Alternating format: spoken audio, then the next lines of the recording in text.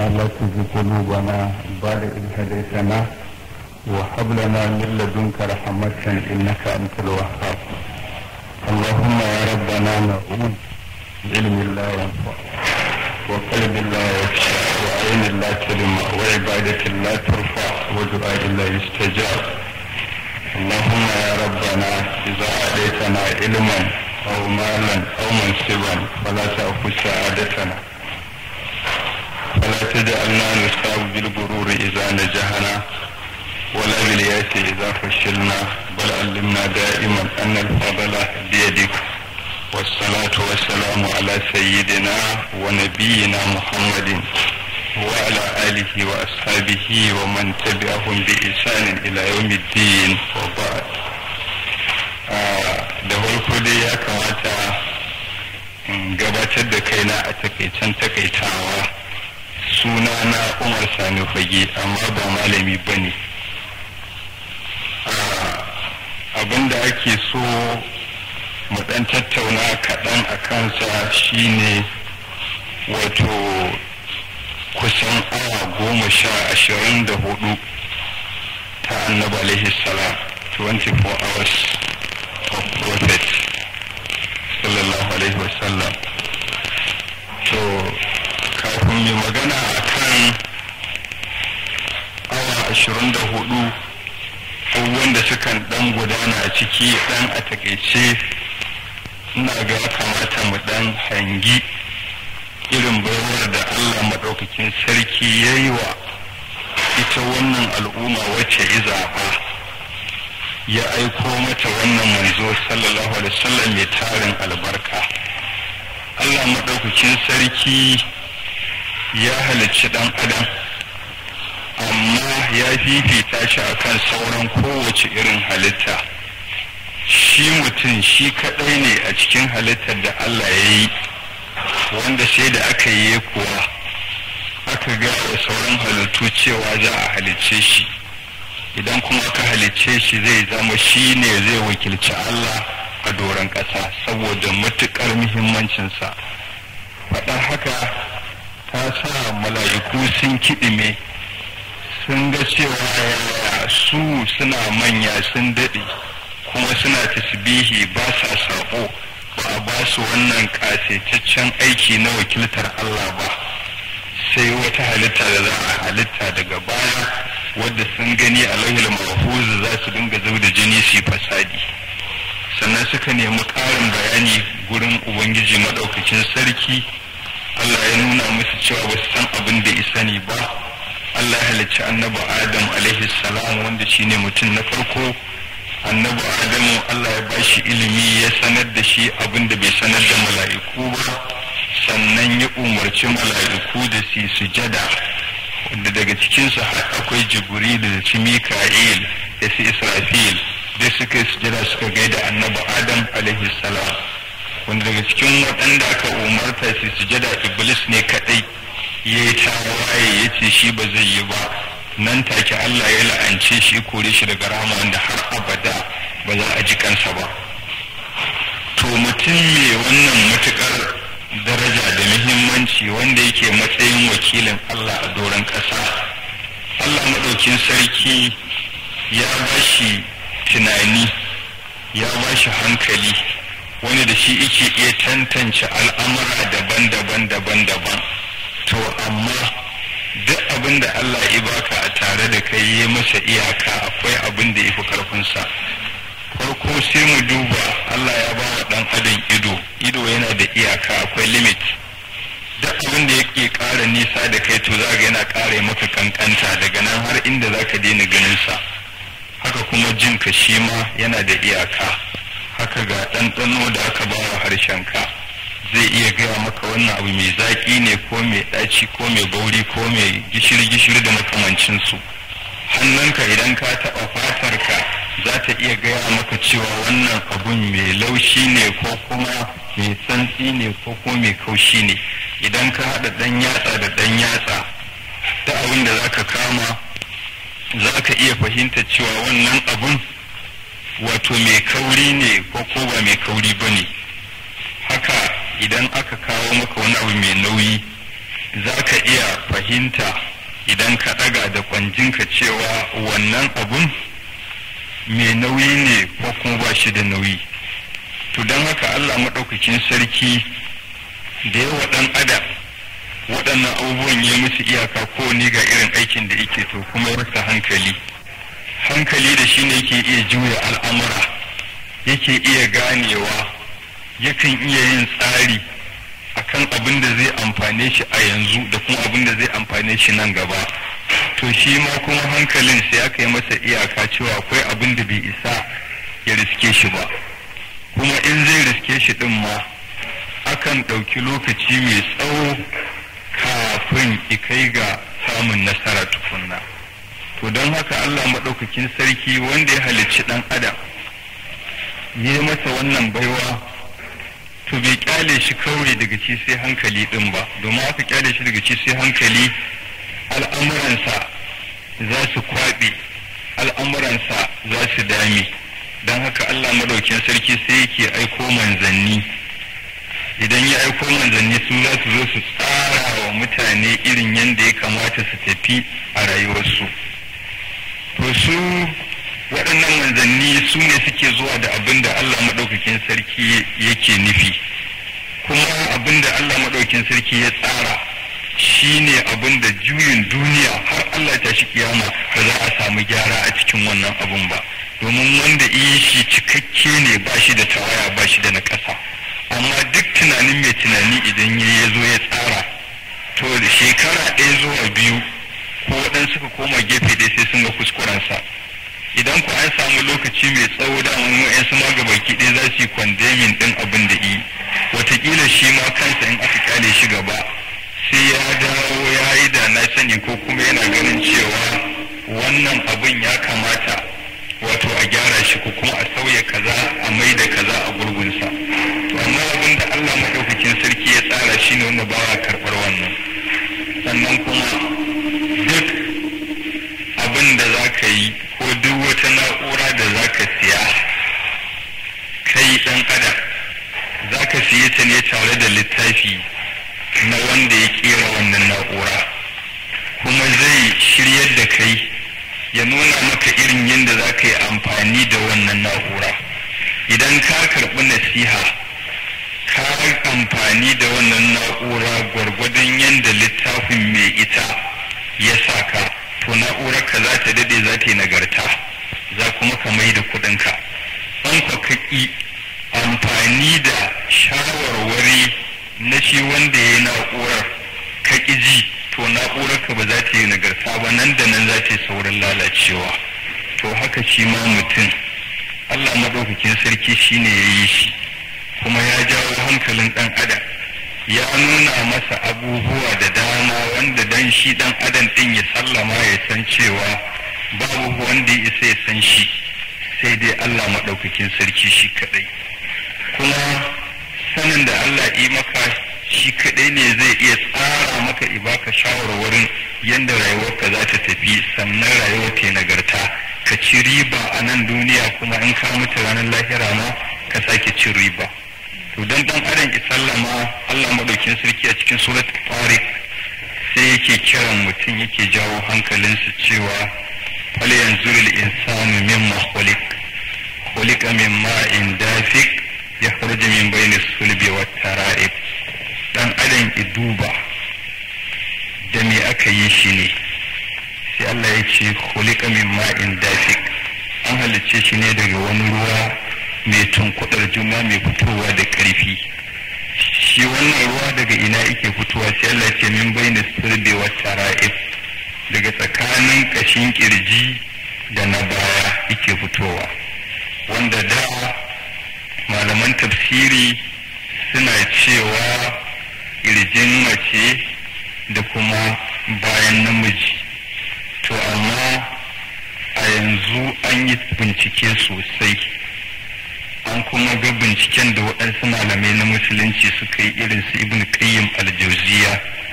Akwai kuma wata santa ta research wacce take Misra, wato Egypt.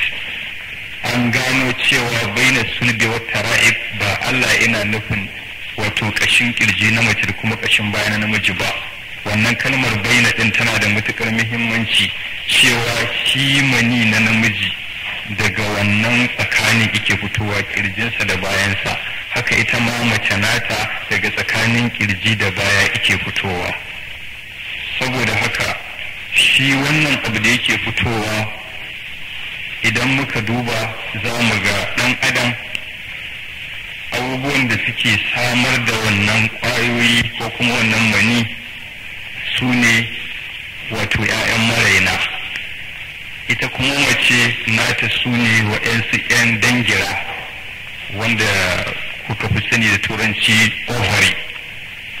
To kowannensu yana fitowa ne daga kusa da koda a lokacin da ɗa yake cikin mahaifiyarsa, abin yana dungowa daga dab da koda tsakanin ƙirjin dai da baya, tunda shi kansa bayan mu dai muna ɗaukansa baya, amma gado ne wajen hawa 5 ne, akwai ɗan wani gefe da ake iya kiransa baya ɗin.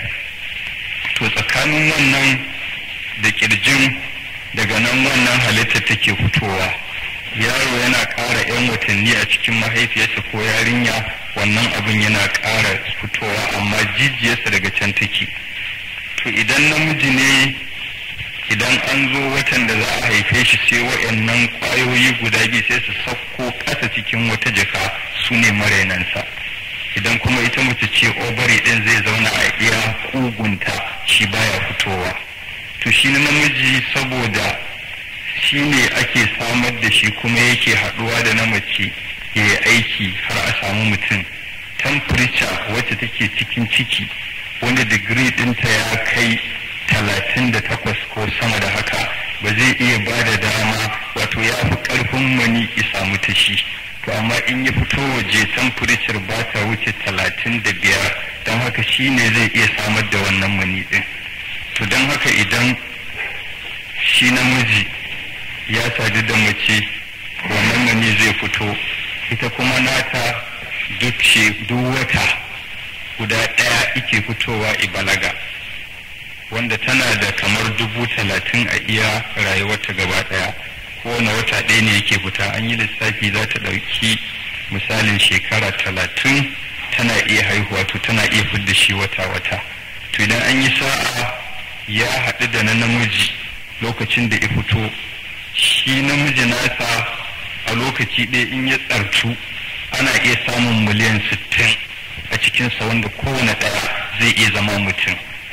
To idan ya tafi ya shiga ta inda yake wucewa ya haɗu da shi na macen, za su shiga cikin ƙallemin mahaifa, wanda mahaifa tana da ƙallemi haka da kuma baki kamar bututu da na loudspeaker nan da kuma gira.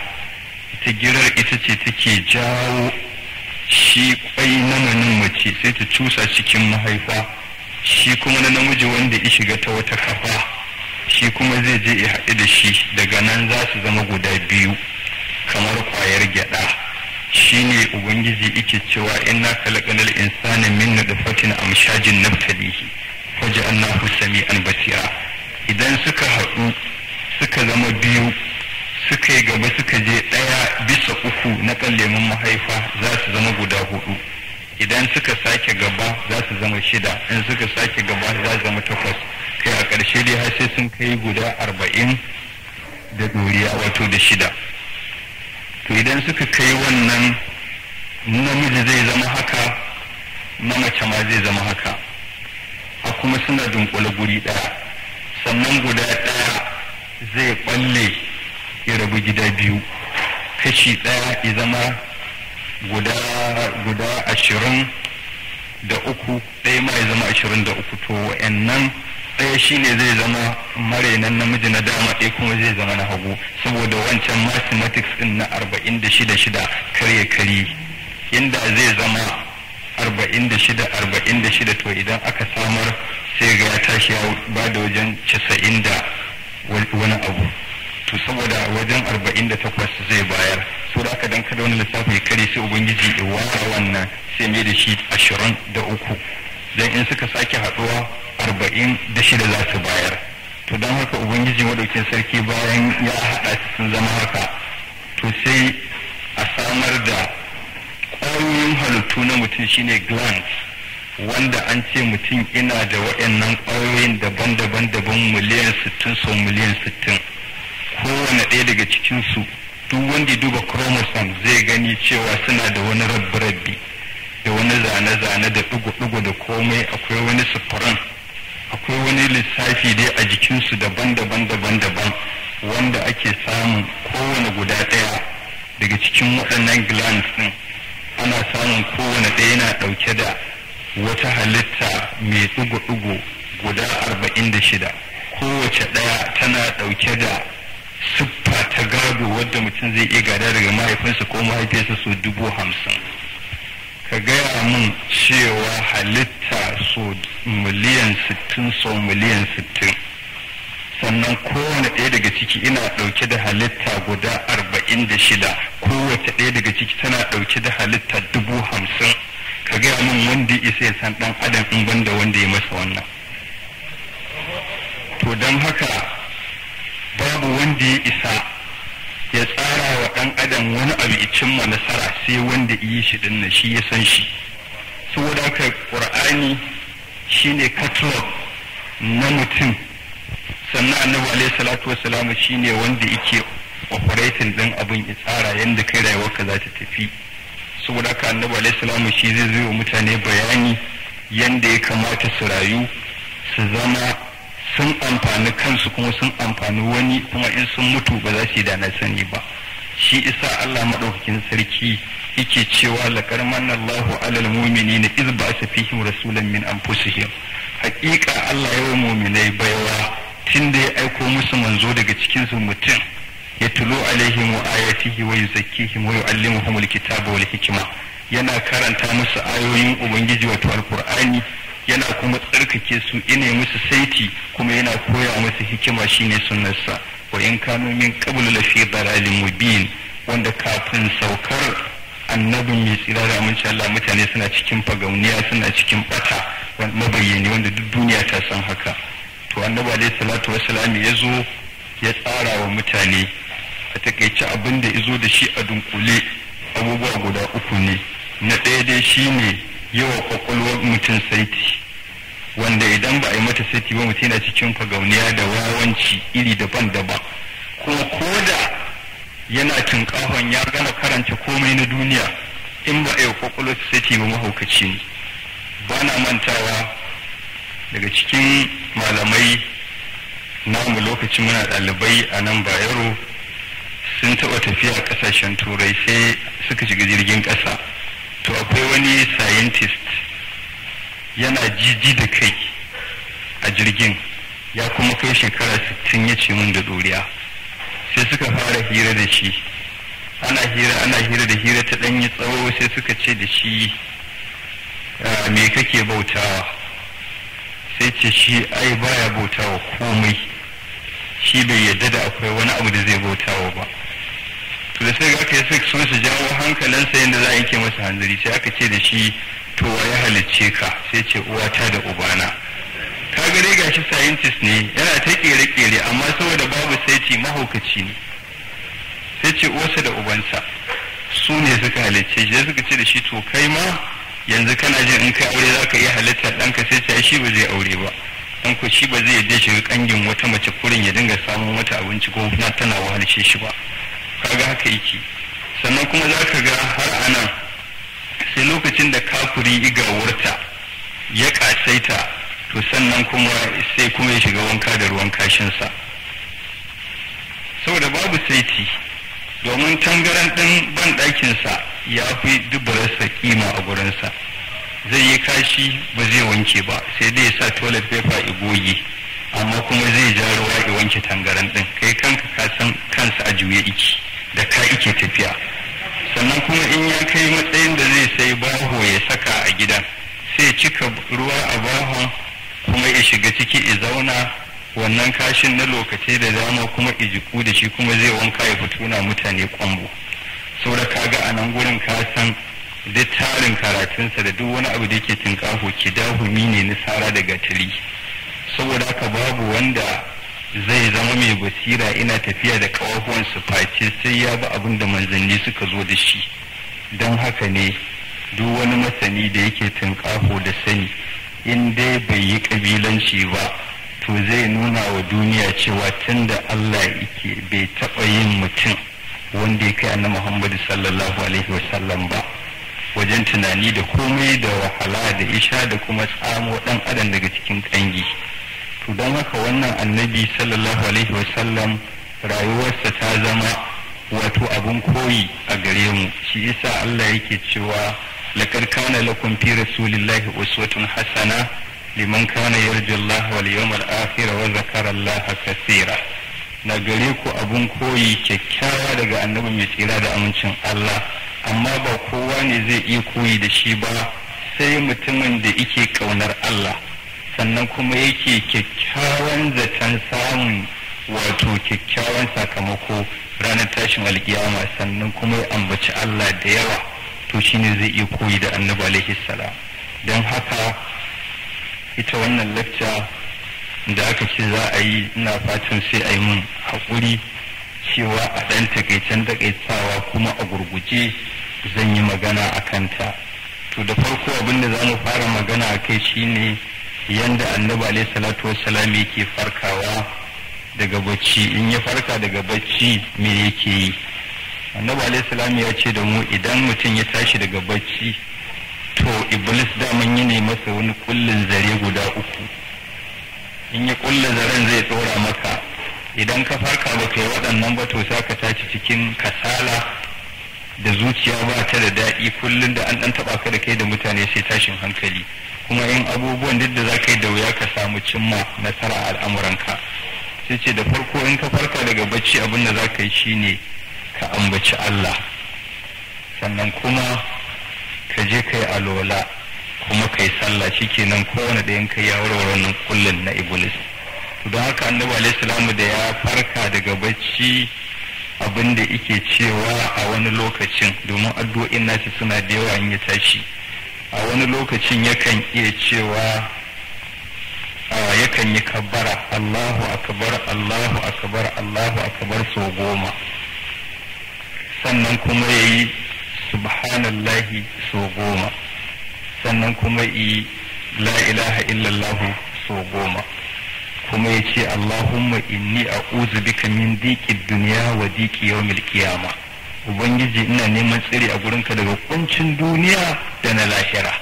To 10 shi ma yake yi, wanda wannan mujarrabi ne. Duk mutumin da yake cikin wani halin kunci in dai zai farka daga bacci ya dinga irin waɗannan, to Allah sai ya fidda shi daga kuncin na duniya kafin a je lahira kuma ya fidda shi daga wannan. To annabi kan yi wannan. Sannan wani lokacin kuma yakan ce alhamdulillahi allazi ahyana ba'da ma amatana wa ilaihi nushuru. Godiya ta tabbata ga ubangiji wanda ya raya mu bayan ya riga ya karɓi ran. Wato bacci kanin mutuwa ne, idan ya so sai ka shekara 300 baka farka ba kamar yadda yawa ashabul kafi, saboda ka sai ka gode masa. Godiya ta tabbata ga Allah wanda ya tashe mu bayan ya riga ya karɓi ran mu, amma wa ilaihi nushuru, tashi nan gaba na ranar tashin alkiyama gare shi za mu koma. Allahumma bika asbahana wa bika amsayna wa bika nahaya wa bika namutu ilaikal masiru. Allahumma da izininka ne muke rayuwa da kuma izininka ne za mu mutu, sannan kuma da izininka muka kai yamma da kuma izininka muke kaiwa safiya, ko makomar mu ta tabbata gare ka. To wannan annabi alaihi salam yana karanta wannan, wani lokacin kuma yakan karanta daga nan din yakan karanta suratu Ali Imrana, amma ayoyin suna da yawa, tun daga inna fi khalqis samawati wal ardi wa ikhtilafil layli wan nahari la ayatin li ulil albab allazina yadhkuruna Allaha qiyaman wa qu'udan wa ala junubihim wa yatafakkaruna fi khalqis samawati wal ardi rabbana ma khalaqta hadha batila subhanaka faqina azaban nar, har zuwa inda Allah yake cewa ya ayyuhal ladzina amanu isbiru wa sabiru wa rabidu wattaqullaha la'allakum tuflihuna. Bakin nan yakan karanta alaihi salatu wassalam. To idan ya yi wannan to sai ya tashi, sai kuma ya tafi ban ɗaki. Idan an je shi ban ɗakin da kafar hagu yake fara shiga, zai miƙa kafar hagu ya ce Allahumma inni a'udhu bika min al-khubuthi wal khaba'is. neman tsari ne daga namijin aljan da ta matarsa da kuma dukkan wani sharri ma. To in ya shiga alaihi salatu wassalamu daman ya ladabtar da mu cewa mutum baya fara yaye tufafinsa sai ya kusanci ƙasa. To idan ya gama duk abin da zai yi, in ya fito kuma da kafar dama yake fitowa sai ya ce gufranaka alhamdulillahi allazi azhaba anni al'aza wa afani. Wato ina neman gafara a gurinka, godiya ta tabbata ga ubangiji wanda ya tafi min da cuta kuma ibani lafiya. Domin idan ya so ya rike wannan abin da yake cikinka, to ko me ka mallaka ka iya barawa likita ya taimaka maka ka samu wannan abin ya fita. Wani malami da yake ba mu labari cewa wata rana akwai wani basaraki da yazo zai wuce ta gurin wani malami ina zaune na ibada, sai aka ce ai wa sarki addu'a. Ne daga hannu ya addu'a da za a shafa sai ce Allah ba wa sarki ikon yin kashi. Sai fada suka ce kai suka yi matsawa, sai ce to kada Allah ya bashi. Sai aka wuce tun da yake ya wuce, da aka je sarki sai ya kasa kashi. Aka kwana ɗaya shiru, aka kwana biyu shiru, aka kwana uku, a ƙarshe sai sarki ya kasa zama sai dai a kishin gide.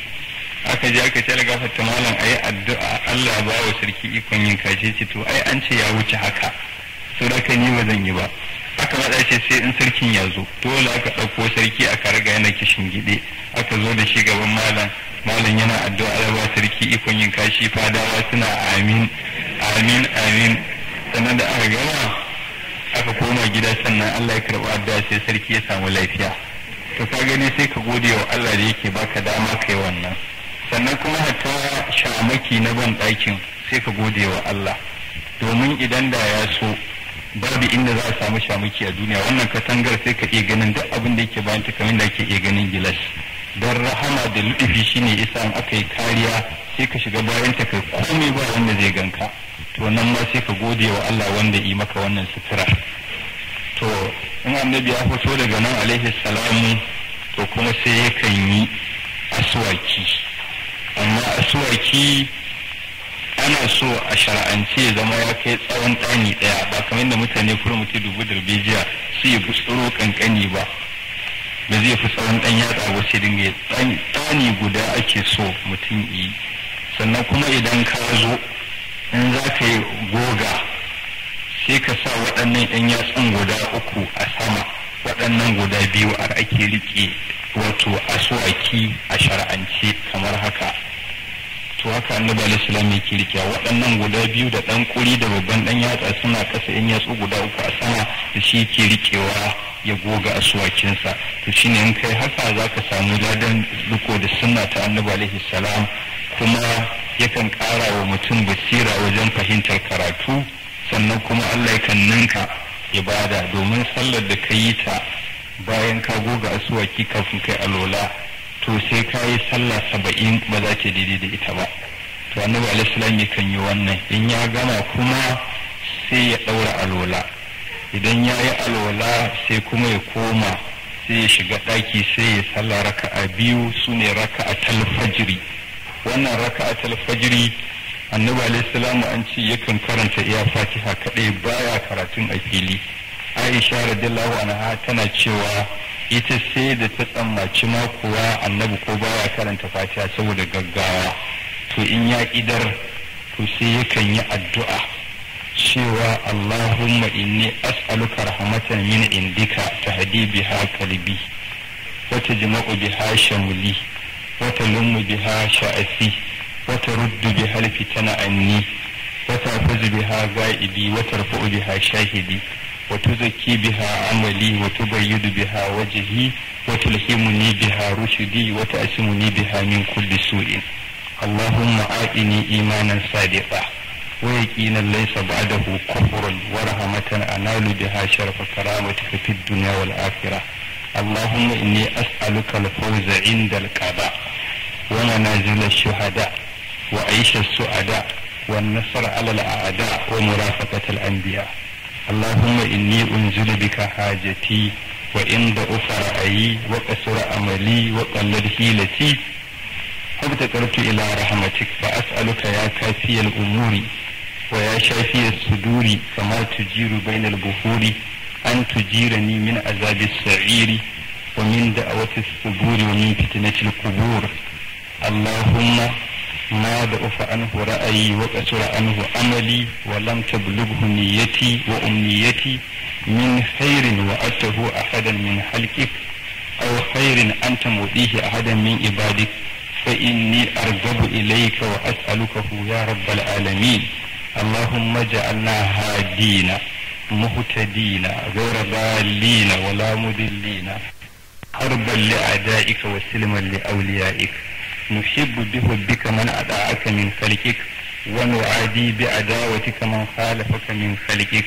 اللهم هذا الدعاء ومنك الإجابة وهذا الجهد وعليك التقلان فإنا لله وإنا إليه راجعون ولا حول ولا قوة إلا بالله العلي العظيم ذي الحبل الشديد والأمر الرشيد. أسألك الأمن يوم الوعيد والجنة يوم الخلود مع المقربين الشهود الموفين بالعهود إنك رحيم ودود وأنت تفعل ما تريد.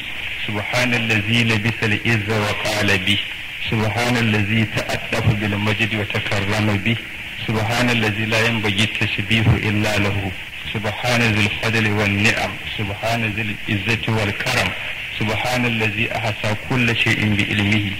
اللهم اجعل لي نورا في قلبي ونورا في بصري ونورا في سمعي ونورا في لساني ونورا في بشري ونورا في لحمي ونورا في إذاني ونورا في شعري ونورا من بين يدي ونورا من خلفي ونورا عن يميني ونورا عن شمالي ونورا من فوقي ونورا من تحتي. اللهم زدني نورا وعدني نورا واجعل لي نورا. wannan ita ce addu'a da Annabi alaihi salam yake yi koyaushe bayan ya idar da raka'atul fajri, wanda hujjatul islam al-Ghazali yana cewa da zai yi dukkanin musulmi ya dinga yin wannan addu'a a kowace sallah da ya dace. Wannan ita ce wanda ina tsammanin watakila zan yi kokari in ba ku kwafi guda ɗaya na ita wannan addu'ar saboda na ga watakila tana da tsawo domin sai an ba a hankali sai a haddace ta. To wannan inda Annabi alaihi salatu wasallam yake kenan in ya gama to kuma sai ya fito tafiya masallaci. To idan ya fito za shi masallaci sai yakan ce bismillahi tawakkaltu ala Allahi la haula wala quwwata illa billahi Allahumma inni a'udhu bika an azilla aw uzalla aw adilla aw udalla aw azlima aw uzlama aw ajhala aw yujhala alayya. Abin da yake faɗa kenan da albarkar sunan ubangiji shine bismillah tawakkaltu ala Allah, na dogara da Allah. Allahumma inni a'udhu bika, Allah ina neman tsiri a gurinka an azilla, kada na zame, au uzalla ko kuma a zamar da ni, au adilla kada na ɓata, au udalla ko a ɓadda ni a raba ni da hanyarka, au azlima Allah kada na zalunci wani, au uzlama kada ni ma a zalunce ni, au ajhala ko ne wani wauta, au yajhala alayya ni ma ko kuma ai mun wauta. To abin da yake ne ce duk wanda ma yi wannan ko iblis ita so zai tsinkare ka ce waɗansu iblisan su ce rabu da shi ya fi ƙarfinka domin an riga an masa iyaka ba za ka iya samun dama a kansa ba. To wannan kenan. Sannan Annabi alaihi salatu wassalam in ya tafi masallacin in ya je to da kafar dama yake fara shiga, abinda ake cewa bismillahi Allahumma salli ala sayyidina Muhammadin wa alihi wa sahbihi wa sallim. Allahumma ghfir li dhunubi wa ftahli abwaab rahmatika. In kai bismillah kai salati ga nabi sai ka roki Allah gafara. Allahumma ghfir li dhunubi, Allah gafarta min zunubaina wa ftahli abwaab rahmatika, ka bude min kofofin rahmatka. To sai ya shiga masallaci. In ya shiga shikenan a tada iqama ayi sallah. Idan an idar Annabi alaihi salatu wassalamu sai yakan ce astaghfirullah astaghfirullah astaghfirullah Allahumma anta salamu wa minka salamu tabarakta ya zal jalali wal ikram. Kuma yace a dinga cewa Allahumma a'inni ala zikrika wa shukrika husni ibadatika. sannan kuma akan karanta irin su ayatul kursi, akan yi subhanallahi 33, alhamdulillah 33, wallahu akbar 33 mai cike da la ilaha illallah wahdahu la sharika lah, lahul mulku wa lahul hamdu yuhyi wa yumiitu wa ala kulli shay'in qadir. kuma yakan iya zama a masallacin dai i ci gaba da yin wani abu tasbihi, domin ba a san an yi sallar asuba a yi bacci a kwanta, wannan yakan hana dan adam samun arziki. saboda annabi kan zauna yi wannan. wani lokacin kuma dan abin da yake sai kaɗan, wanda wata ran ya dawo ya tadda matarsa tunda asuba tana gurin da ta yi sallah tana ta ajiye kwallon dabino tana kirga da shi, tana tasbihi tana janyewa, tana tasbihi tana jinya kamar mazaunin carbi. ita bata hada shi guri ɗaya ba ko an huda dabinan kurin kwallon ta tara. sai zo tambaye ta ce me kike yi ne? sai ta ce ai tun daga sallar asuba tasbihi nake ta yi.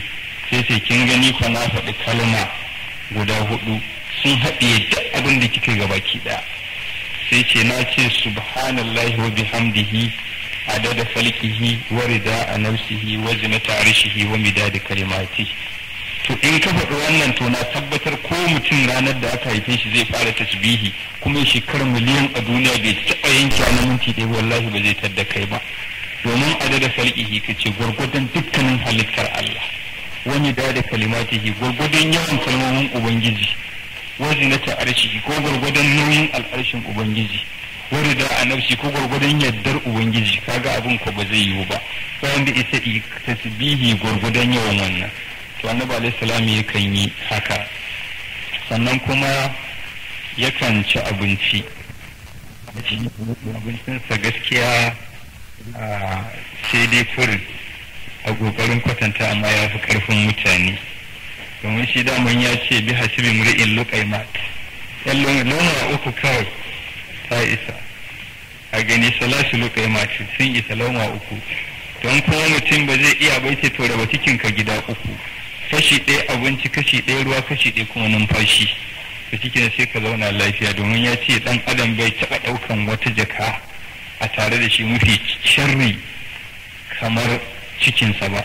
saboda nan ne gidan kowace irin cuta ta duniya, saboda ci a koshi ne ke haifar da matsala. to annabi alaihi salam kan yi wannan, ya ci abinci, amma fa wani lokacin yakan dade ba a ci abincin ba ma sosai. domin Aisha ta ce radiyallahu anha tun daga ranar da Allah ya aiko shi har ya bar duniya ba a taba kwana 3 a gidansa ana koshi ba.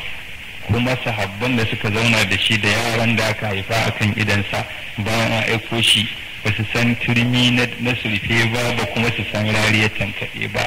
saboda annabi alaihi salamu sai a bayansa aka samu bid'a ta farko a musulunci shine sulfe. in za a yi abinci a surfa ba za a yi datsa ba, sannan kuma a zo a sa rariya a tankaɗe. to abinci ne lallausa za a ci mai daɗi, sai jikin mutum ya taushi, shikenan sai kuma sai zagonye, sai zama ba a tsaye ike kamar taɓarya ba.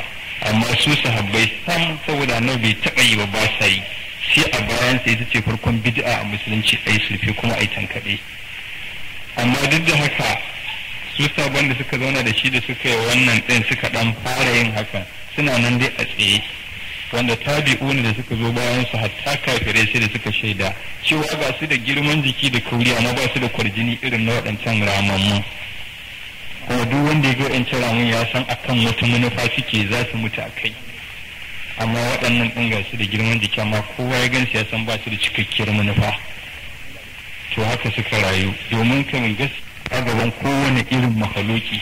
domin duk mutum ya dubi yadda suka yaƙi farisa Iran a yanzu, wato zai gode kuma zai gane cewa wannan tsarin ya taimaka musu, domin da giwaye waɗancan suka dinga zuwa. su kuma yawanci dawakin ba su da yawa, a ƙasa yawanci suke, giwa ta zo ta danne mutum sai kan cikinsu sun fito, amma ba su ja da ba. abubuwan da suke kai ɗin suka dinga faɗowa, a ƙarshe dai gashi ba yawa ne da su ba. za ka ga mutum zai fita, musamman matashi, matarsa amarya ta yi masa waƙa ta ce ka tuna kaza ka tuna kaza ka tuna kaza, sai ce zan tafi jihadi so ɗau kalmar Allah, in na mutu ki aure wani bana buƙatar zama da ke, in dai musulunci na cikin wani hali. haka suka dinga yin irin waɗannan. uba ya fito a tare a masallacin annabi alaihi salamu yana kuka yana wa ɗansa kasida ina cewa ka tuna yanda ne maka raino, ka tuna abin da ne maka na karami, ka tuna Allah ya ce ka mun biyayya, na tsofa ba ni da mai jibintar lamari na, in ka tafi zan galabaita, yace zan tafi ko me zai same ka sai dai ya same ka, domin abin da ifi ka shine a cikin wani hali shine musulunci. Da haka suka tafi suka je nan din, shi kansa emperor na Farisa din daula ce wacce ta kafi kafin bayyanan musulunci shekara 4000 tana da karfi, amma da suka sa ta a gaba kankanin lokaci sai ga sarkin ya gudu wannan gari su bi shi su gudu wannan garin, duk karfin na sai da ya kare, rubuta takarda ya aika wa emperor na Sin cewa ga waɗansu mutane sun zame mun jaraba, ina da karfi na da karfi, to ga su suna korata suna nema su kwace mun kasa, sai ce ni kan ba zan turo sojoji na su zo su karan bata da waɗannan ba, domin na san ko mil nawa dutse ya shiga ƙarƙashin ƙasa suka ce za su zaro shi, wannan sai sun zaro duk duniya ba abin da yake tsaya gaban su. To don haka annabi alaihi salatu wassalam ya bada wato horo a irin wannan. To in kuma zai ci abincin yawanci da yan yatsu uku yake ci, yan yatsu uku yake sawa ya ɗauka ikai shi kenan. Yakan sha nono, don wani lokacin ma maƙotansa ne mutanen Madina suke masa maniha su ba shi aron akuya ya tatsi nonon imiyar musu da akuyarsu, in ya tatsa sai isha shi kenan, mako baya tatsan nono a kuma kawo masa zuma ya zuba a ciki baya yi, sai dai ko isha zumar daban ko isha nonon daban baya haɗa su guri ɗaya. To wannan shine yanda yake cin abinci.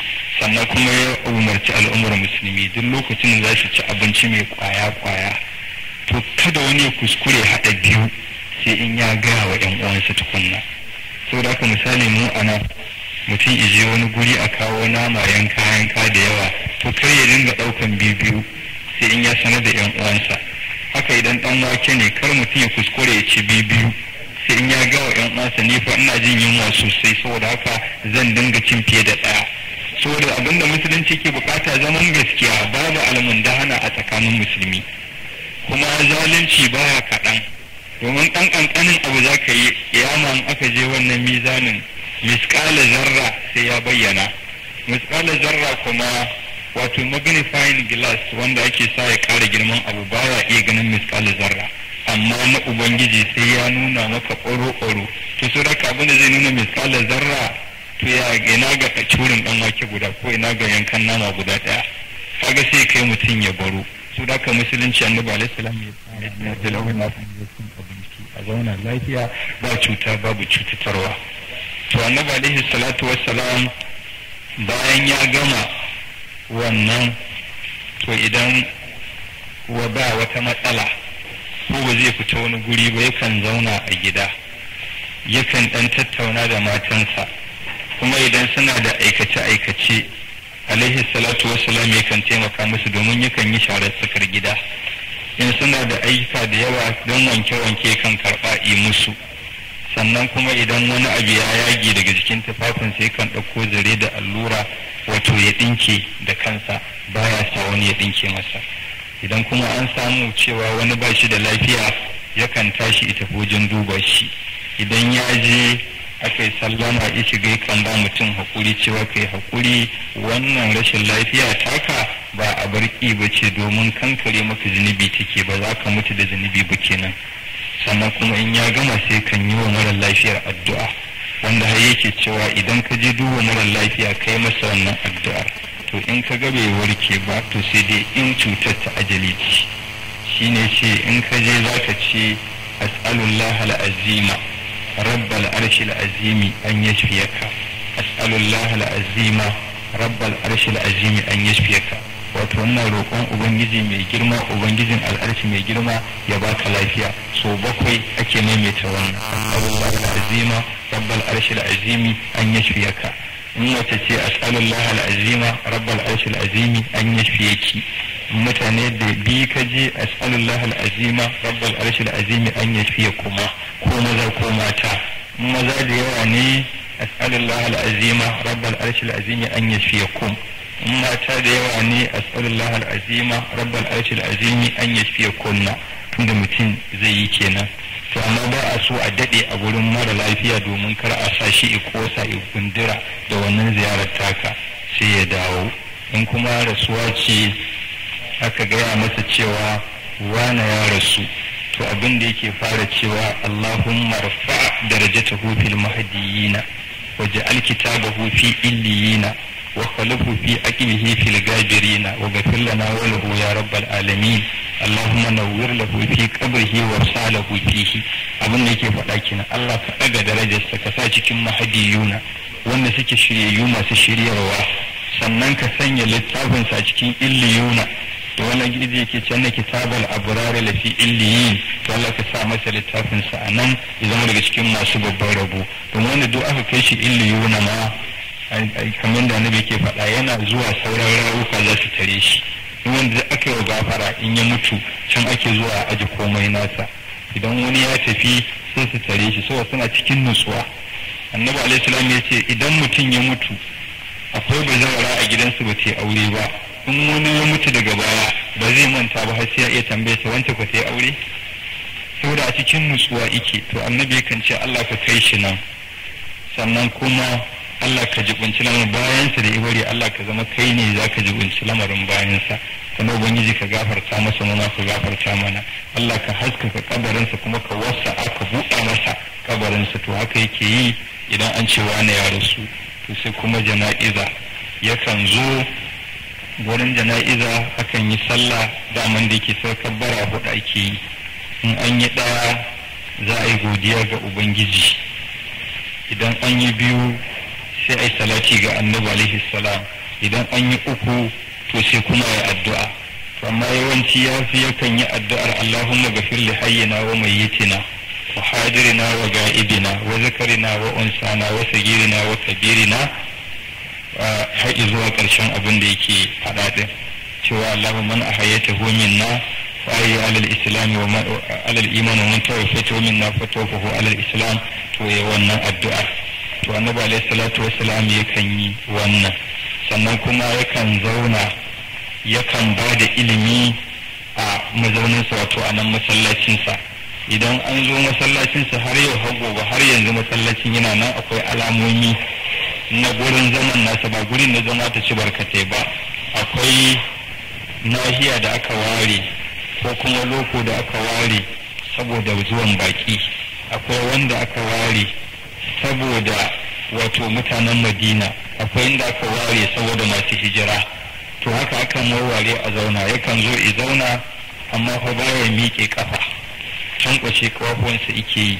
sannan kuma koyaushe yawanci kansa a sunkuye ike, bai cika daga kansa sama ba, kuma baya yawan yin magana. sai ya yi kanta ba sai ka tafi aljanna da ita tashi tsaya sai da sai mutum 30 ya yanta, amma annabi duk da yake da idan sai zai shiga aljanna saboda tarin zuciyarsa. kuma yace sai ya tsammaci a ranar alkiyama da shi da annabi haihata kafin a gama exhibiting din zuciyarsa. shi ba hisabi zai ba exhibiting kawai zai a dinga fito da ita, wannan fatakaci wannan takaci wannan takaci. kafin a gama lissafi yace sai talakawan sahabbai sun shiga aljanna shekara 40, amma sai yana duniya an ba shi aljanna. to ina ga mutum na yanzu wagai rahun kiɗanka na jiyo hancin gauta, idan kana da kuɗi kurin kai ta hauka kana ta banda kai ba wani abu kake na Allah ba, ka faɗi ka roɗe ka mutu, kama je ka sai wani abun ka zuba a to wanda in ya kwana 7 sai Allah rusa ibadar ka ta shekara 70, kuma kana ta hura hanci kana cin tsafu wanda bai kamata ma a saurare ka ba. za ga mutane sani sai ga mutum in yana da shi wataƙila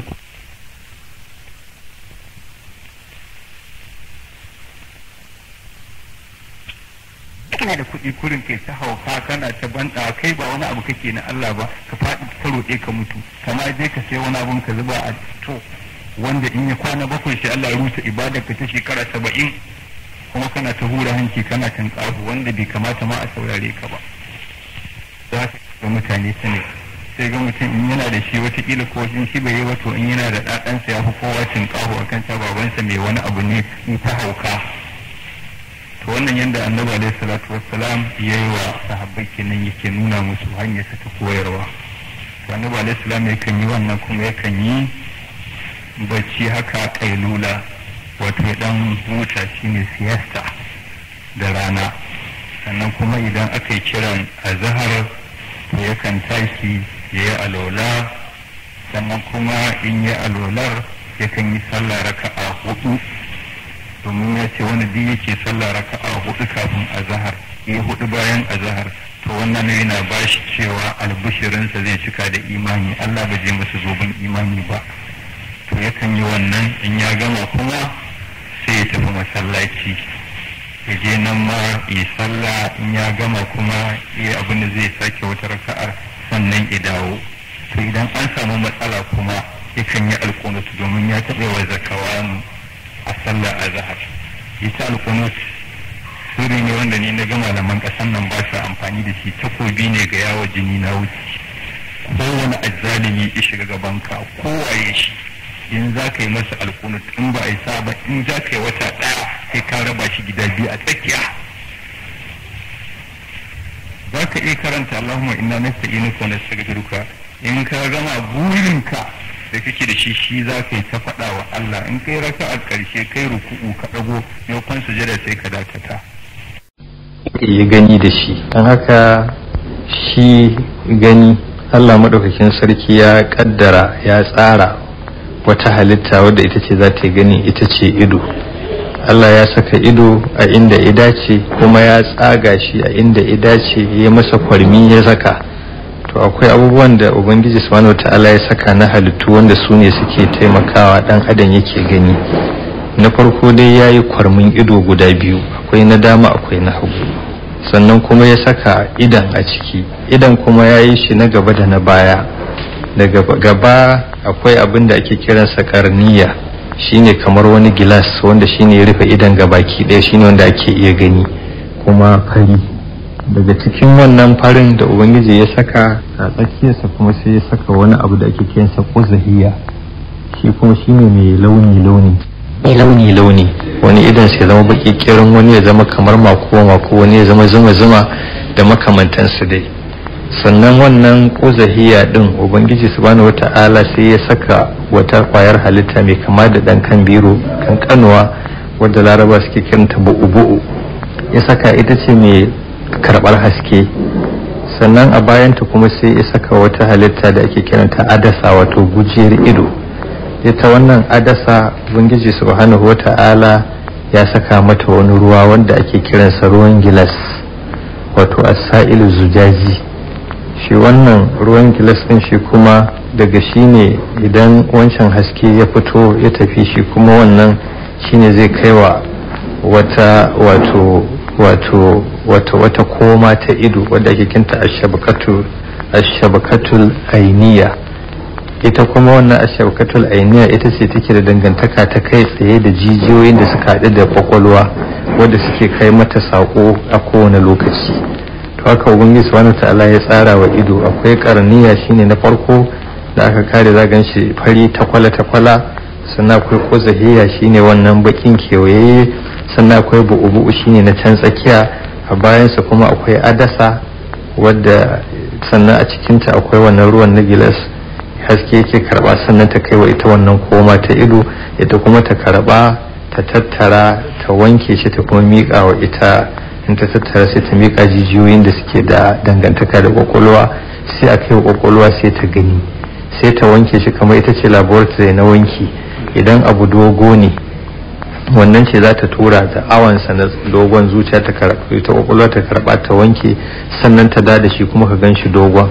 Idan gajere ne haka, idan kakkaura ne, idan siriri ne, idan fari ne, idan baki ne, idan ja ne, idan mai kyan sura ne mai ba da sha'awa haka za ta fito da shi, idan mai wato ban tsoro ne haka za ta fito da shi, idan abin da mutum zai marmari ne haka za ta nuna masa, idan abin da zai kyama ne har ma ka je na neman yi hararwa haka sai ta wanke ta nuna ta kai wa ta wanke ta dawo, sannan dan adam ya fahimci wannan. To wannan haka Ubangiji subhanahu wata'ala yi. To da wata hikima tasa kuma madaukakin sarki sai yawa idan murfi, ya yi masa fatar ido wadda ake kiranta larabci jafnu. Sannan wannan fatar idan tana iya budewa ta rufe a kowane irin lokaci, akwai ta sama da ta ƙasa. To sannan ita ta saman kuma sai zo ya sa mata wa'insu gasussukan da ake su hadab, wayannan gasussuka su suke kare shiga kura da wayansu abubuwa wanda suke marasa daɗi za su iya kawo cikas ga ido. Sannan kuma ya zo sama ya saka gira wadda duk wani abu da ya taho na gumi na wani abu daga goshi zai tafi sai ta kare masa, sannan kuma ta zama ado ga ɗan adam. To haka ubangiji subhanahu wataala ya tsara wa ɗan adam wayannan halitta ta zama ado a gurinsa, sannan kuma ta zama ala wadda da ita ne zai dinga tara ilimai iri-iri na waje, don abin da ya zo da ita zai fahimta, da wannan zai gane ya san komai. In fita daga gida ya san ina zai yi, gabar zai yi, yamma zai, kuda zai, arewa zai, ya san ya je wata kwana inda zai karya dama ko zai karya hagu, ya san inda da ya tsaya. Ita ce mutum yake samun waɗannan da ita waɗannan halitta. To wannan halitta sau da muhimmancin ta ubangiji ya mata waɗannan kare-kare. Sannan kuma a kwarmin ido na sama akwai kudda, wato su kwayoyin halitta na gumi na hawaye ubangiji subhanahu wata'ala ya saka, da kuma damsa kai ya komo da ba wannan danshin sai ya kafe sai idan ya tsaya. To akwai kwayoyin halitta da Allah yi masu yawan gaske, su ne suke samar da wannan ruwa da ido yake jujjuyawa koyaushe bai kafe ya tsaya guri ɗaya ba. Sannan kuma ita ce take samar da hawaye. Sannan kuma ruwan da yake cikin ido ubangiji subhanahu wataala sai ya sa masa gishiri, saboda shi ido wani abu ne wanda yake mai kama da wato wata irin halitta ce wadda take taraf idan aka sa mata wannan shine za ta zauna lafiya. Inda zai zama ruwan ba gishiri bane sai ya iya zaizewa ya zagonye ya lalace, saboda ubangiji ya sa masa ruwa na gishiri domin ya zauna lafiya. Sannan kuma da wannan ruwan ne ke iya juyawa. Sannan ya saka wannan kwayoyi na hawaye, wanda shi wannan hawaye in wani abu ya faru da shi dan adam yakan yi kuka. Idan ya yi kuka wannan hawayen yakan iya wanke abubuwa da suke cikin ido na datti da kura da makamantansu da kuma kwayoyin cuta. Sannan kuma yakan sanyaya zuciya, domin duk abin da ya damu mutum in yi masa nauyi da yawa, to idan ya zubar da hawaye to wannan abin yakan zama ya yi sauki a gurinsa. Wani sirri ne da ubangiji ya haɗa tsakanin hawaye da kuma baƙin ciki da yake cikin zuciya. Sannan kuma bugu da ƙari wannan hawayen da yake zuba kuma yana da dangantaka da zuciya ta ma'ana shine yana wanke dauɗa ta cikin zuciya da miyagun halaye da miyagun ɗabi'u da suke cikin zuciya. Hawaye yakan wanke su. Idan mutum ya zub da hawaye saboda tsoron Allah, to goge zuciyarsa yake kamar yadda ake sa brasol ko wani abu a wanke gilas itas, haka wannan hawayen yake wa zuciya. Ita kuma wani sirri ne na ubangiji subhanahu ta'ala. Dan haka ne ma annabi sallallahu alaihi wasallam yake cewa wato la tamussu narun ainan bakat min khashiyatillahi, wuta ba za ta taba kona idan da yi kuka saboda Allah ba, saboda tsoron ubangiji ba. Saboda haka wannan yana daga cikin sirri da abubuwan da suke cikin ido wanda Allah madaukakin sarki ya saka wa dan adam. To shi wannan gani da ubangiji ya saka wa mutum yana iya ganin abubuwa masu ban sha'awa da wanda ba su da ban sha'awa, masu jan hankali da masu tada hankali, da kyawawa da munana duka. To a tsari na ubangiji subhanahu wata'ala, kamar yadda muka karanta ko muka yi tattauna akan kwakwalwa, to shi wannan gani na mutum ba makawa sai ya bambanta da na dabba, domin ita ba ta da kwakwalwa irin na dan adam. So da duk abin da ya gani dole sai ya fassara shi kuma sai ya izina da shi. Idan abin da ya gani din akwai buƙatar ya koyi da irinsa, to wajibi ne ya koyi da irinsa. Idan akwai buƙatar ya guje wa wannan abin, to ya kamata ya guje wannan abin. Idan abin da zai koya ne, to da wannan ganin zai koya. Duk wani aiki da ake na sana'a ta hannu kowace iri ce, ido ne ike gani, yana auna, yana ganin yadda ake kuma har ya rike shi ma kuma ya zo ya dora. To wannan shine bambanci tsakanin gani na mutum da kuma gani na sauran dabbobi. Domin yau ina tsammanin ko da za a ce a kayyade shekaru, a ce daga shekara miliyan zuwa yau, saniya tana nan a mazaunin saniya ta ba ci gaban da ta samu. Doki yana nan a mazaunin dokinsa ba abin da ya samu. Duk wata dabba da tsuntsaye haka suke. Amma shekara 100 kai shekara 20 zuwa yanzu dan adam ya samu ci gaba.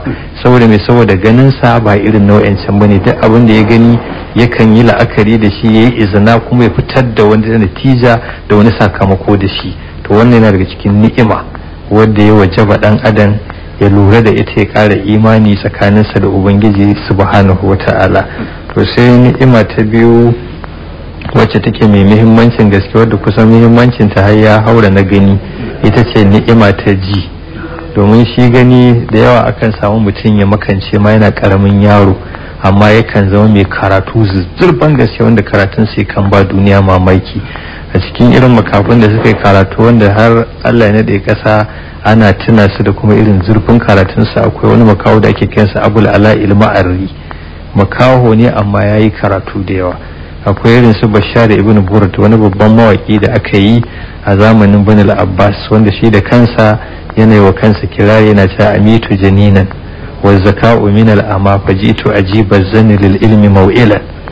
Yana cewa na makance ina karamin yaro tun ina tsumma goyo ina misisi na makance, amma kuma ga kaifin basira daga makaho. Na zama mai ban mamaki, wato ba ni da ido amma ilimi na zama gagarumi lafce ce wanda yake ba kowa mamaki. So da ka ci gani idan an samu matsala ta shi baya hana mutum yi ilimi, ba kuma ya taba hankalin dan adam. To amma shi ji idan aka rasa shi to ilimi yakan yi wa mutum gaira, sannan kuma cikakken hankali ma dan adam yakan rasa shi. To don haka wannan ala ta biyu ita ce ta ji din, wadda ita ma ubangiji sa ta la kirkire jin ya kuma kirkira wa mutum abin da ake jin ya kuma sa masa jin, wanda ita ala ba ita ce jin ba, sirrin jin yana gurin ubangiji subhanahu ta'ala.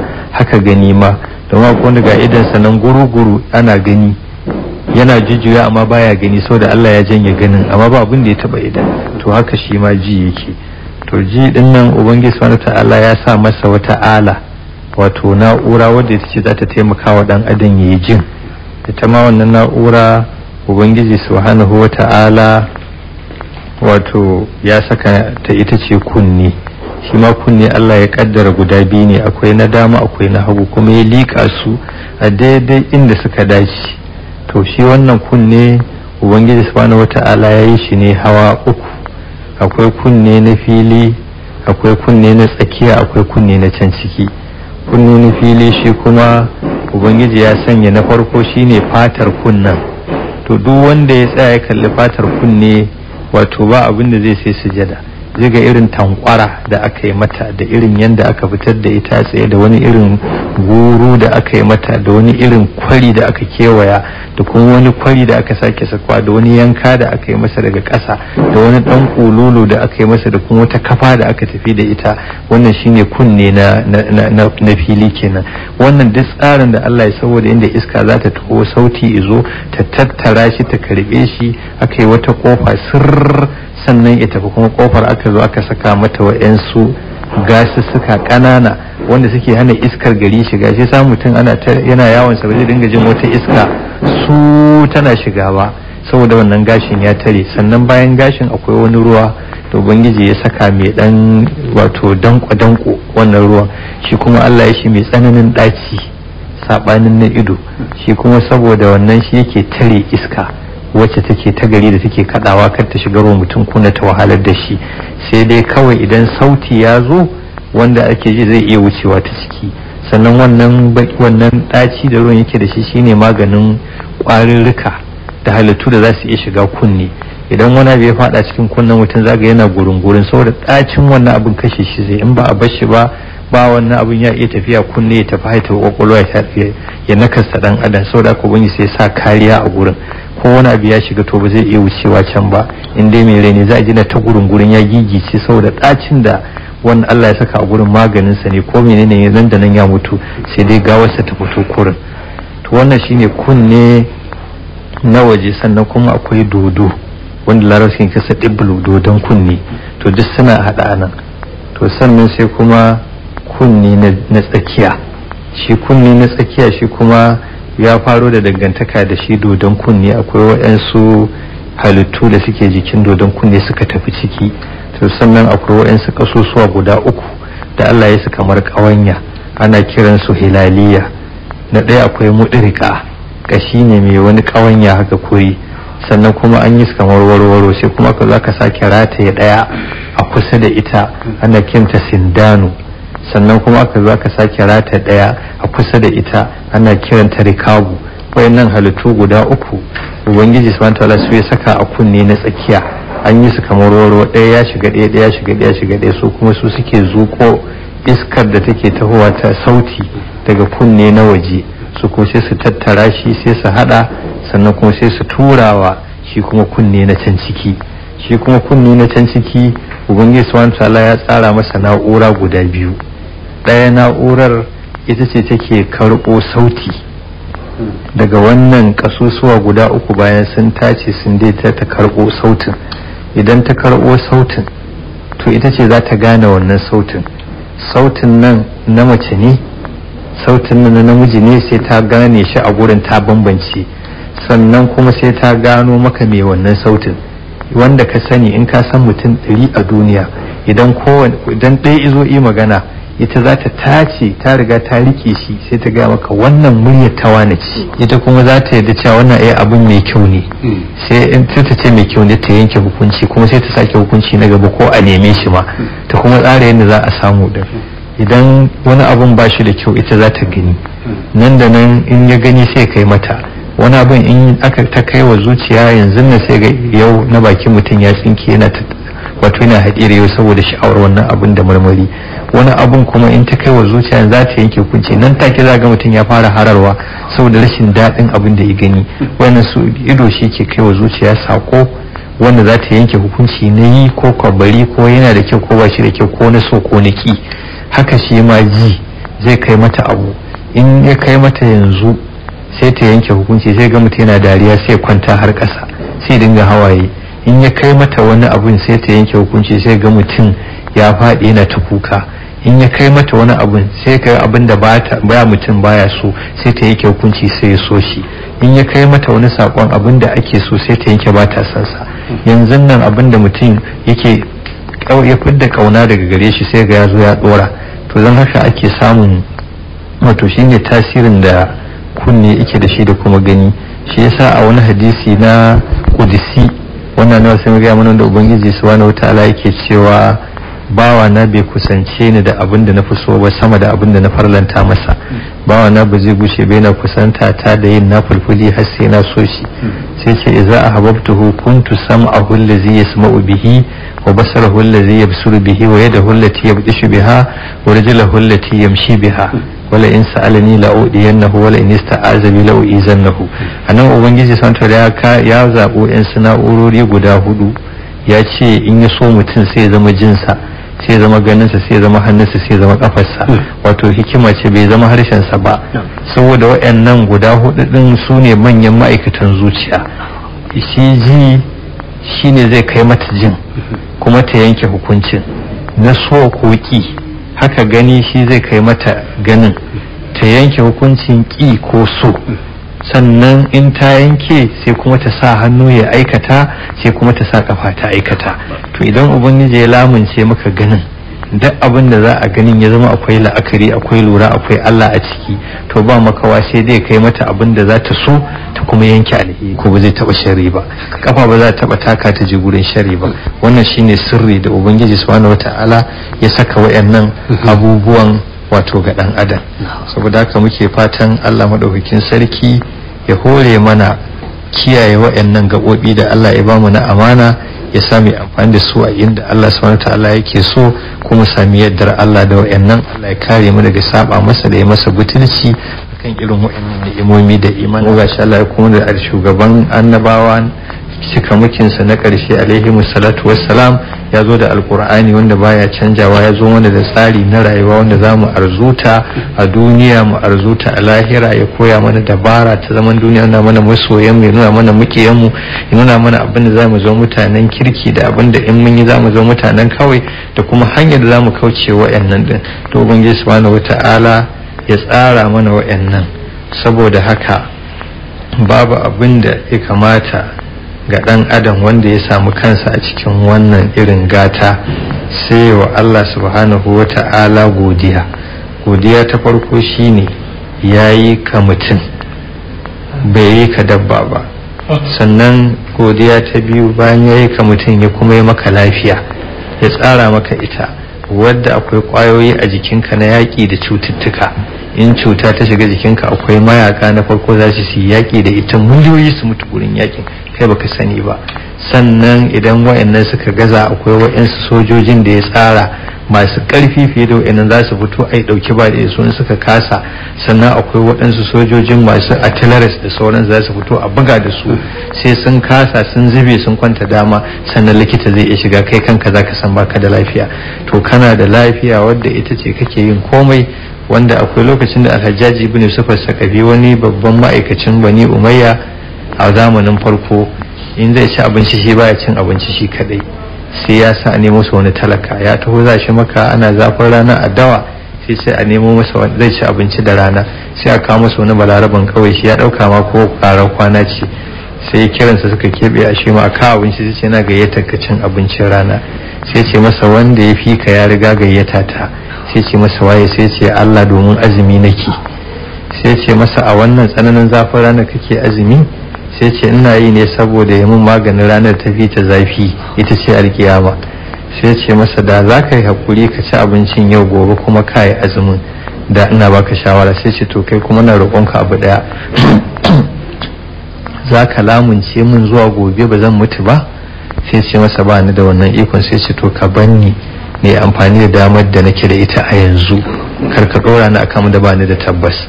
Sai ya kyale shi da aka yawa sai ce masa kaga ko abincin nan da daɗi, sai ya ce masa ai daɗin abincin ba tsada ce fananka bane ba kuma gwaninta kukunka bane, lafiyar da Allah ya saka maka ce.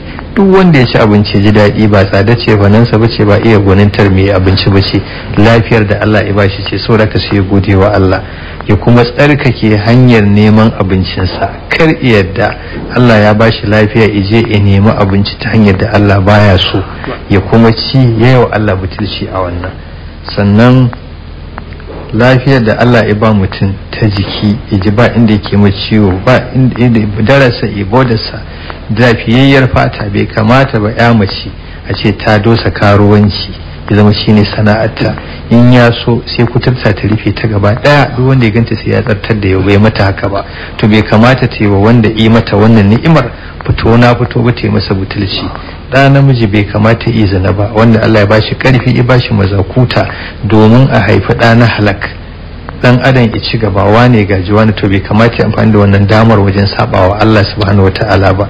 Yanda Allah ya sa mutum harshe, bai kamata ya zama yana zagin mutane da harshen nan ba, bai kamata yana bata mutane da harshen nan, bai kamata ya dinga hada husuma da wannan harshe nasu, bai kamata ya dinga karya da wannan harshe nasa ba.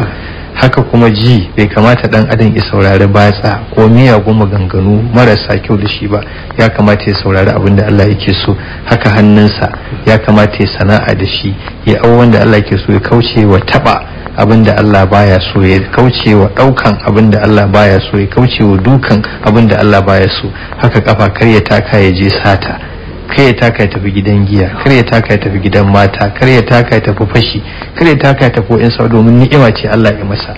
Shekara 100 mutum zai, amma ba zai taba canja kafa ba, amma ba zai san adadin takalmin da ya canja ba. Ya kamata a duba irin wannan, mu gode wa Allah subhanahu wataala. Sannan baya ga wannan ni'ima ta lafiya kuma wanda ya samu kansa musulmi, sai wa Allah godiya ƙarin wata godiyar, saboda ba a musulunta da dabara, ba a musulunta saboda iya bayanin wani, ba a musulunta saboda ganin hujja, ba a musulunta saboda mu'jiza. domin annaba alaihi wasallam sun zauna da mutane, an ga mu'jiza wacce ta sha hankali, amma ba a musulunta ba, sai Allah ya zabe ka, to yake jefa wannan hasken ya bude kirjinka sannan ka shiga addinin musulunci. To wanda ya samu kansa a musulunci sai ya kare wa Allah wata godiyar hawa na uku. Sannan kuma baya ga wannan, dan adam kuma Allah yakan masa wa'insu baiwa waki. In Allah ya hore maka aure, ya halitta maka mace, ya kuma jefa kaunarka a cikin zuciyarta ta yadda za ta aure ka, ke kuma Allah jefa kaunarki a cikin zuciyar miji yadda zai aure ki, ya kuma jefa kauna a cikin magabatan mijin da magabatan mata suka yadda a yi auren. To wannan ya kamata a gode wa Allah da yi wannan, ai zaman aure irin yadda Allah yake so, babu cuta ba almundahana. Kuma in aka zo aure, Allah yakan ce jari ne da kamfani mutum biyu suka zuba, Allah shine na uku zai zuba nasa. To abinda ake so su zuba shine kauna, kwanciyar hankali da kuma jin tausayin juna, ya zama kowannen su yana da wannan a zuciyarsa. To shi kuma Allah zai zuba nasa shine zai ba su wadatar rayuwa.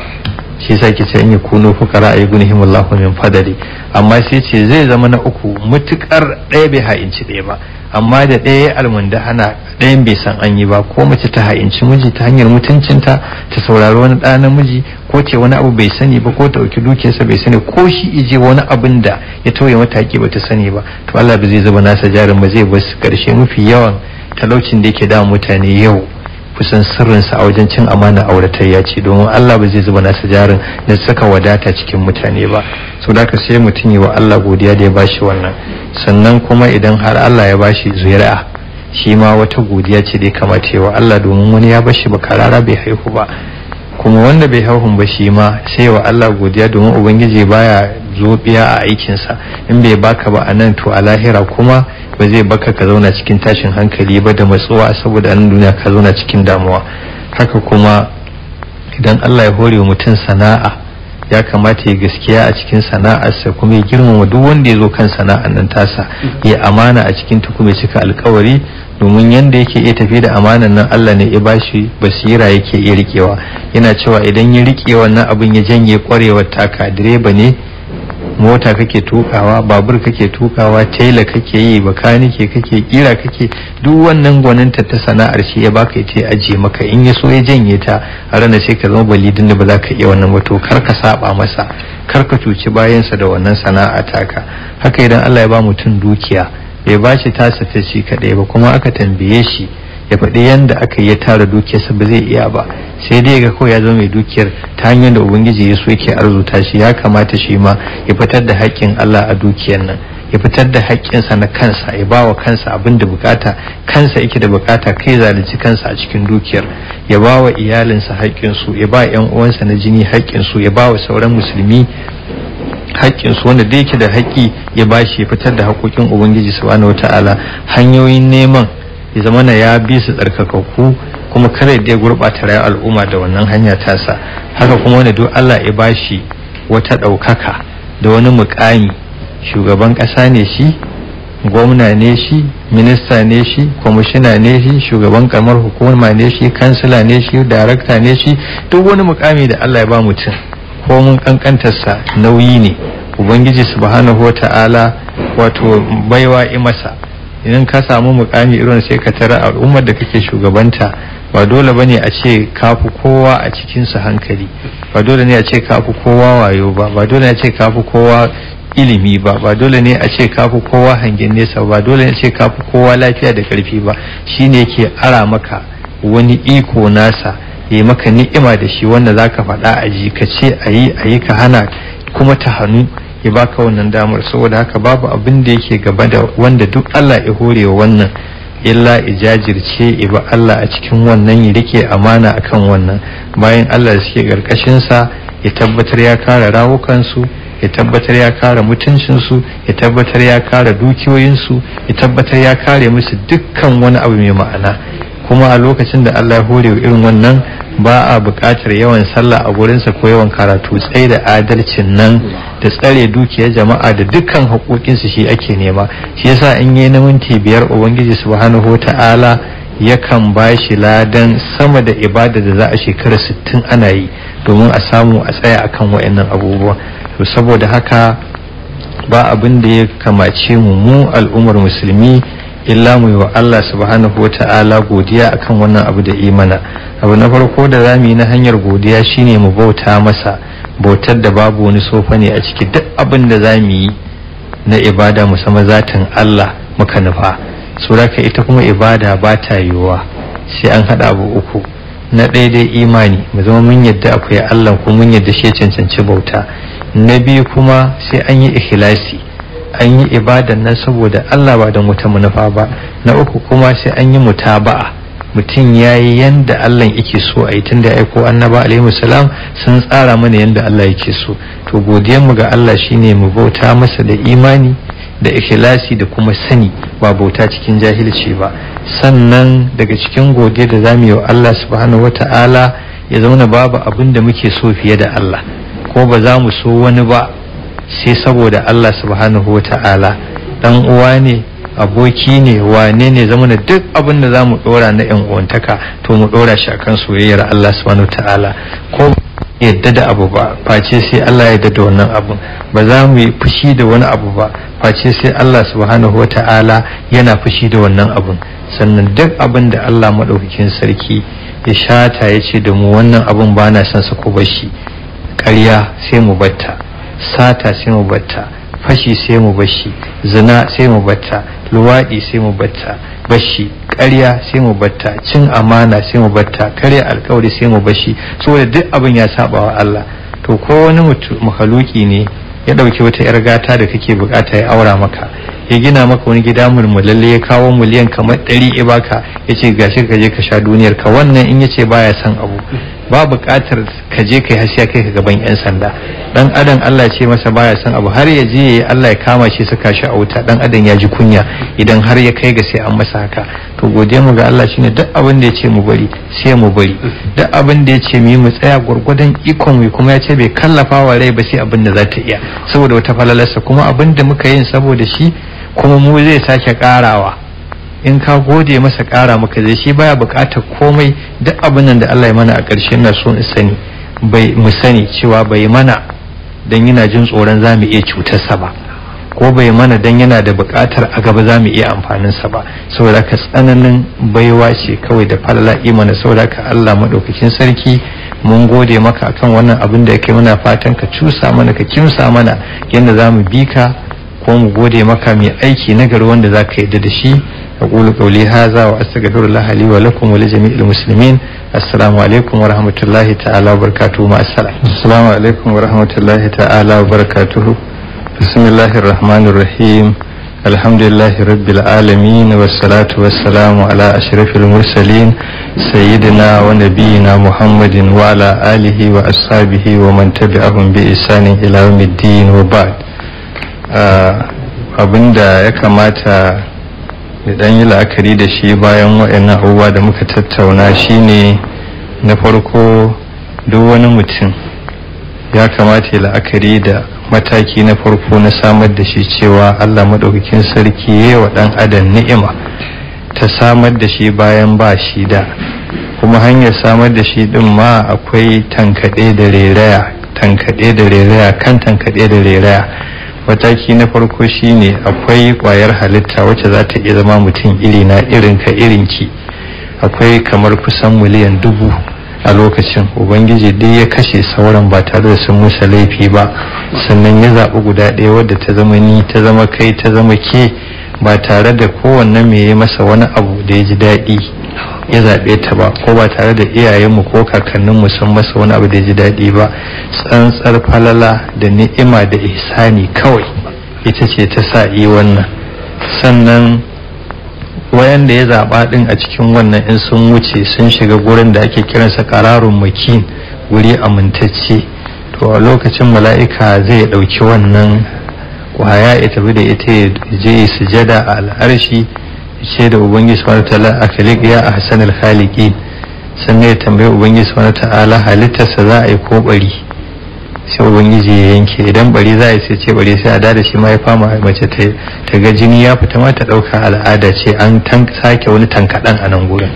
To idan ana so za a halicce shi sai kuma a ce halittar za a yi, sai ya tambaya wato guda ɗaya namiji ko mace, in aka yanke sai wato tagwaye ne ko guda ɗaya, duk ubangiji ya yanke, sannan ya rubuta duk abin da za a yi a zo a suranta dan adam. To wani bayan an gama tsara shi da komai, in aka zo haihuwa sai ya mutu a gurin haihuwar, shi ma ni tankaɗe da rairaya ne.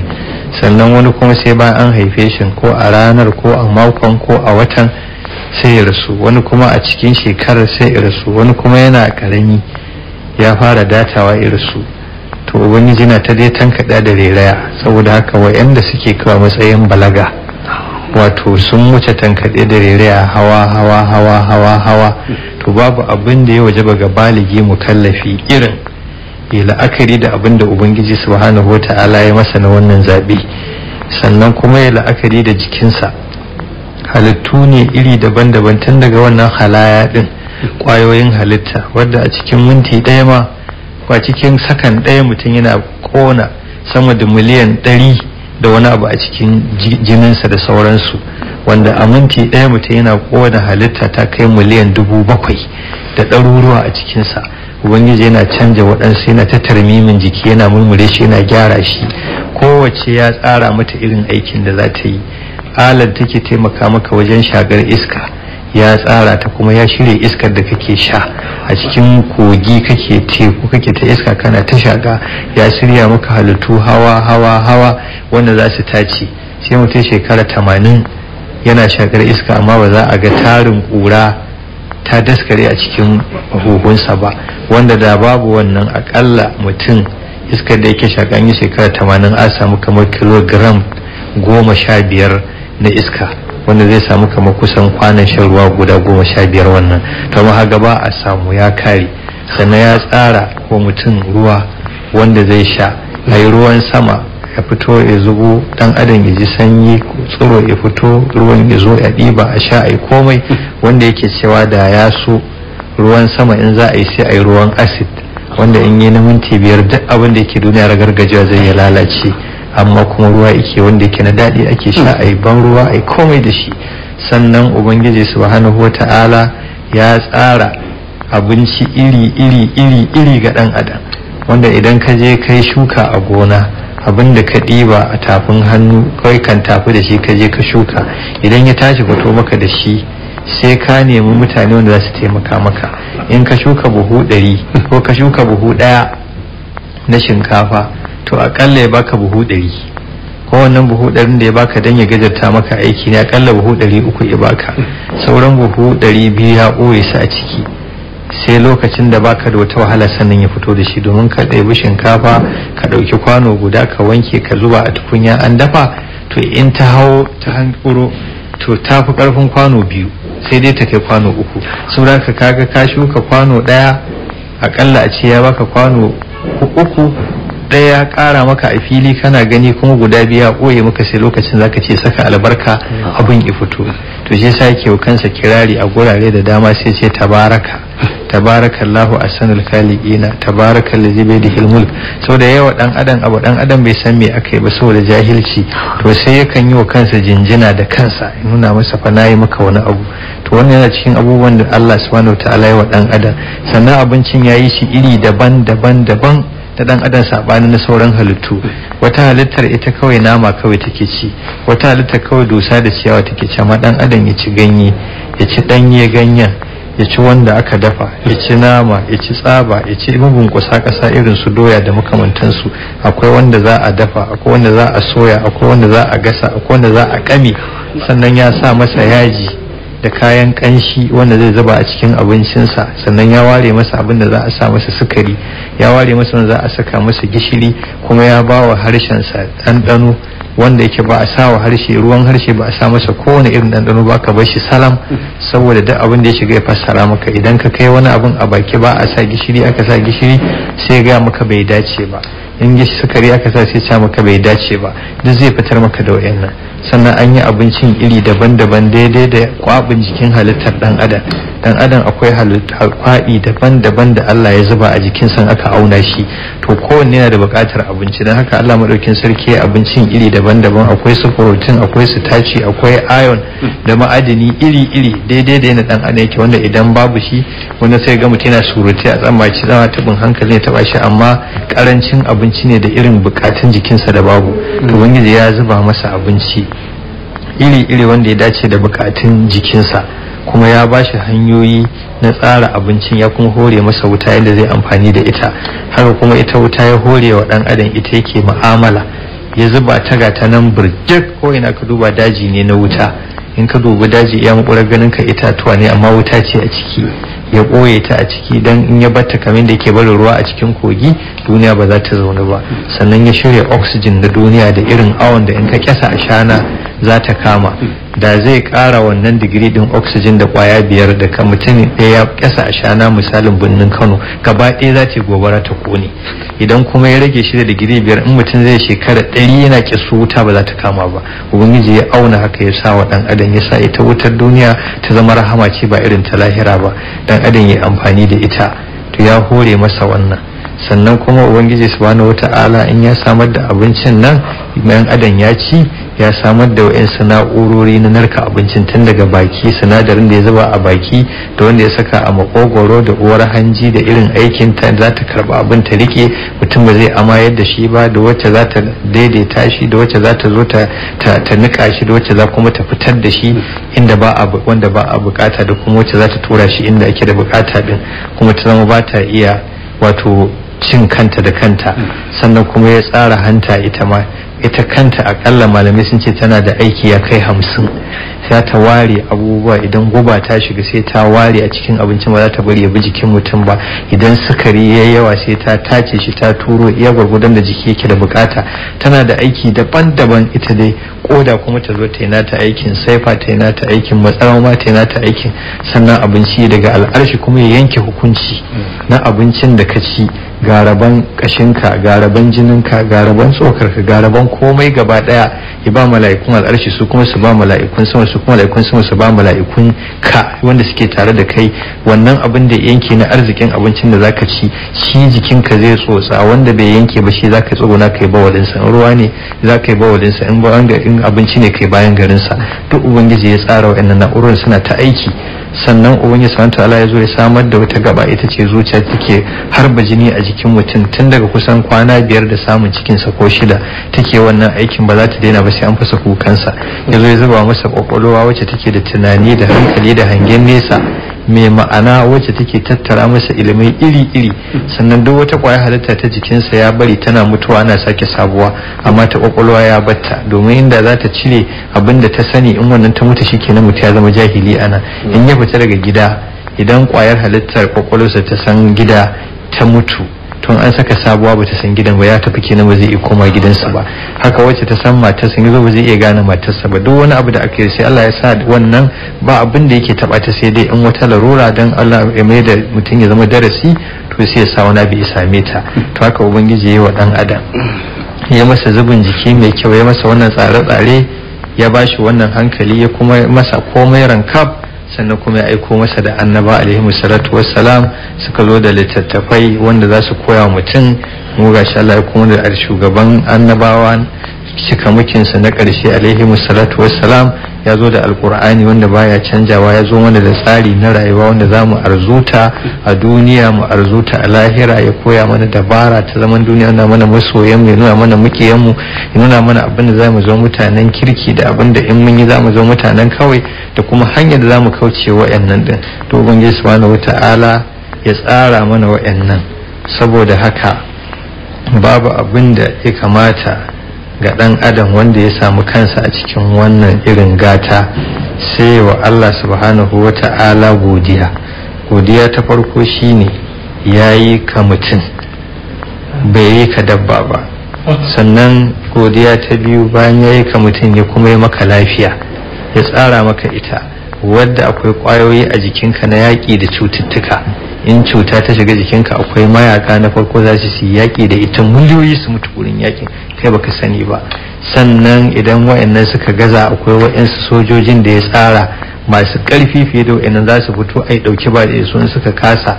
Sannan akwai waɗansu sojojin masu artilleries da sauran za su fito a buga da su, sai sun kasa sun zube sun kwanta dama, sannan likita zai iya shiga, kai kanka za ka san baka da lafiya. To kana da lafiya wadda ita ce kake yin komai.